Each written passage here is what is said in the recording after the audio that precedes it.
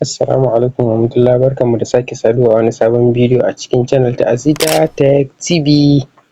A yau bidiyon mu zai mana magana akan yanayin yadda ake haɗa misali poll a cikin WhatsApp ta hanya mai sauƙi. So kamar irin su wannan, to za ka iya haɗa irin wannan poll ɗin a cikin WhatsApp ta hanya mai sauƙi. Abin da za ka yi shi ne da farko za ka shiga cikin WhatsApp ɗinka kamar haka. So wannan abun ana haɗa shi a group ne sabida misali zaɓi, ka ba da zaɓi wa mutane, to sai kowa ya zaɓa wanda ya masa, ko kuma misali option. Kamar yanzu misali in ka je cikin group na misali WhatsApp naka, yanzu ga shi na shiga cikin WhatsApp ɗina, to sai na zaɓi group. Yanzu misali kamar na farkon nan polling in bracket button, kana shiga shi ne me, a wurin sending message ɗin nan za ka ga wannan abun kamar yadda kuke gani ga shi a nan wajen, sai ka taɓa shi. To kana taɓa shi ga shi a ƙasa wannan document, camera, gallery, audio, location, contact, sai ƙasa poll.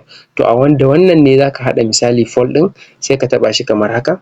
Bayan ka taɓa shi a nan wurin zai gaya ma me question, that's me ask question, tambayan da kake so ka yi wa mutane domin me su yi zaɓi. To shi ne me za ka shiga, misali tambaya shi ne me, za mu sa which country are you from, misali sai ka zo option ɗinka, misali option tambayan da misali kake so a yi zaɓi a kai. Na farko misali za mu sa Najeriya, misali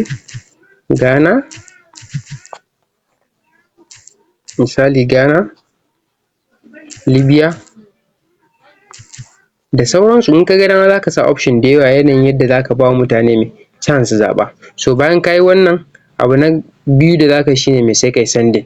So wannan direct zaɓin zai tafi me cikin wannan group ɗin, ga shi which country are you from, wannan shi ne tambayar da kai. To yanzu misali zan iya zuwa na zaɓi wannan, misali ni ɗan Najeriya ne, in misali ɗan Ghana ne ya zo zai zaɓa, in ma misali Libya ne ko wani country. To wannan ne kake haɗa misali poll, yanayin yadda za ka ba wa mutane dama su yi zaɓi a cikin misali group ɗinku ko wani abu makamancin haka. Kada ku manta ku yi liking, ku yi commenting, sannan me ku yi sharing wannan bidiyon, sannan ku yi subscribing ma channel ɗin nan domin me samun sababbin shirye-shiryen mu. Azita Tech TV.